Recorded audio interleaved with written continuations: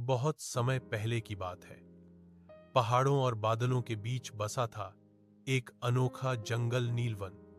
यह जंगल आम जंगलों जैसा नहीं था। यहाँ पेड़ फुसफुसाते थे, नदियां गुनगुनाती थीं और हवा में हल्की सी चमक रहती थी। कहा जाता था कि इस जंगल में जादू सांस लेता है। नीलवन के सबसे पुराने बरगद के पेड़ पर रहती थी एक जादुई चिड़िया, नीरा। नीरा कोई साधारण चिड़िया नहीं थी। उसके पंख नीले और सुनहरे रंग के थे और जब वह उड़ती थी तो आसमान में चमकती हुई लकीरें बन जाती थीं। लेकिन उसका सबसे बड़ा जादू यह था, नीरा समय को महसूस कर सकती थी। उसे पता चल जाता था कि कब कुछ बुरा होने वाला है और कब किसी को मदद की जरूरत है। एक रात जब पूरा जंगल सो रहा था, नीरा की नींद अचानक खुल गई। उसका दिल जोर जोर से धड़कने लगा। हवा भारी हो गई थी। उसे एक अजीब सी आवाज सुनाई दी, जैसे कोई समय के भीतर से पुकार रहा हो। नीरा। नीरा समझ गई, यह कोई साधारण संकेत नहीं था। उसने अपने पंख फैलाए और उड़ चली। उड़ते उड़ते वह जंगल के उस हिस्से में पहुंची जहां कोई नहीं जाता था, समय की झील। झील का पानी आईने जैसा था, लेकिन उस रात उसमें अजीब सी हलचल थी। तभी झील से एक बूढ़ा कछुआ बाहर आया। उसकी आंखें बहुत गहरी और समझदार थीं।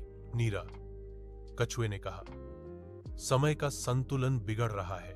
कछुए ने बताया कि पास के मानव गांव में एक लालची आदमी ने समय का पत्थर चुरा लिया है। वह पत्थर समय को सही गति से चलाए रखता था। अगर वह पत्थर गलत हाथों में रहा तो दिन अचानक छोटे हो जाएंगे, रातें खत्म ही नहीं होंगी और यादें लोगों के दिलों से मिटने लगेंगी।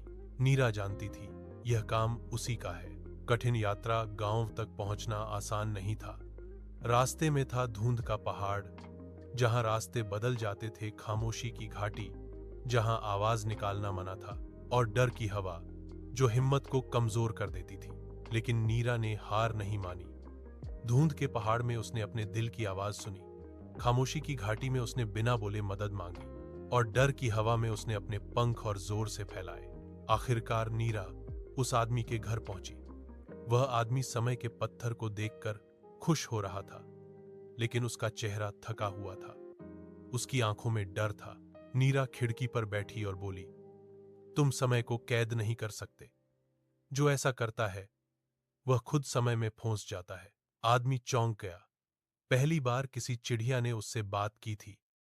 नीरा ने उसे दिखाया, अगर पत्थर नहीं लौटाया गया तो वह अपने बचपन, अपनी खुशियां सब भूल जाएगा। आदमी कांप गया। उसकी आंखों से आंसू गिर पड़े। उसने पत्थर नीरा को सौंप दिया। जैसे ही नीरा ने समय का पत्थर झील में रखा, पूरा जंगल चमक उठा। पेड़ झूमने लगे, हवा गाने लगी और आसमान पहले से ज्यादा नीला हो गया। नीलवन फिर से सुरक्षित था। नीरा वापस अपने बरगद के पेड़ पर आ बैठी। सूरज उग रहा था। उसकी किरणें उसके पंखों से टकराकर फैल गईं। आज भी कहा जाता है, अगर कभी तुम्हें लगे कि समय बहुत तेज या बहुत धीमा चल रहा है, तो कहीं ना कहीं नीरा अपने पंख फैलाकर संतुलन बना रही होती है। क्योंकि जादू सिर्फ ताकत में नहीं होता, जिम्मेदारी और करुणा में होता है। अगर आपको यह कहानी पसंद आई हो तो लाइक दबाइए, शेयर कीजिए और सब्सक्राइब करना बिल्कुल मत भूलिए, ताकि आपको एक से बढ़कर एक मजेदार, रोमांचक और नई नई कहानियां मिलती रहें।